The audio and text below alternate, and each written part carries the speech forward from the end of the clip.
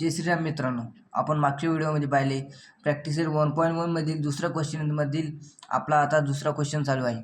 X दुसरं equation हे आहे की x + 7y = 10 आणि 3x - 2y = 7. तर आपलं पहिले इक्वेशन आहे =1 x + 7y = 10 आणि दुसरे इक्वेशन आहे 3x - 2y = 7 हे दुसरे इक्वेशन आहे. इथे या दोन्ही इक्वेशनमध्ये सेम टर्म आणि अपोजिट साइन आहे, पण सेम टर्म नाही. तर आपल्याला पहिल्या इक्वेशनला 2 ने मल्टिप्लाय करावे लागेल, multiply मल्टिप्लाय बाय 2 आणि दुसऱ्या इक्वेशनला मल्टिप्लाय बाय 7. तर आपलं पहिलं इक्वेशन कसं होईल, 2x + 7y = 10 × 2. आपले पहिले इक्वेशन होईल 2x + 14y = 20. हे आपले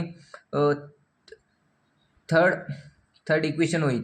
आणि हे दुसऱ्या इक्वेशनला कसे गुणावे लागेल, 3x - 2y × 7 = 7 × 7.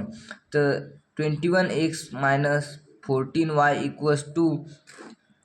21x - 14y = 7 × 7 = 49 होतील. हे फोर्थ इक्वेशन आहे. तर आपल्याला करावे लागेल ॲडिशन.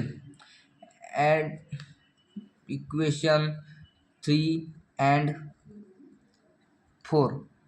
तर आपण ॲड करूया 3 and 4. 2x + 14y = 20 हे आपले थर्ड इक्वेशन आणि 21x - 14y = 49 हे आपले फोर्थ इक्वेशन.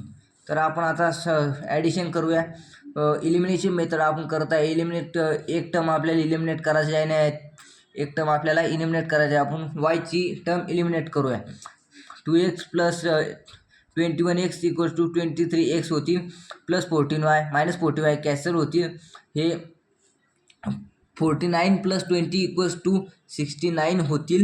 23xला मल्टिप्लाय असल्याने 69ला गेल्यावर डिवाइड होतील.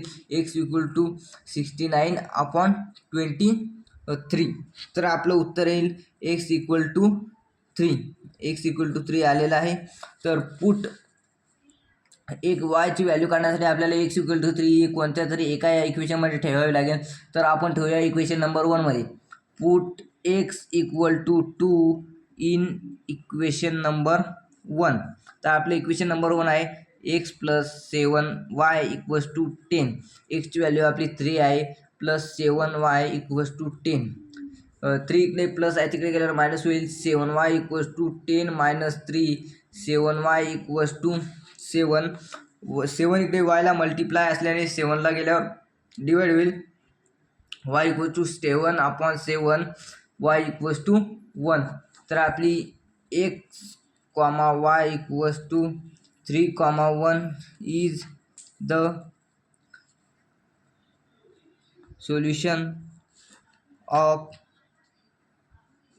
Given equation. हा व्हिडिओ आवडला असेल तर सबस्क्राईब करा, लाईक करा आणि जास्तीत जास्त शेअर करा. धन्यवाद.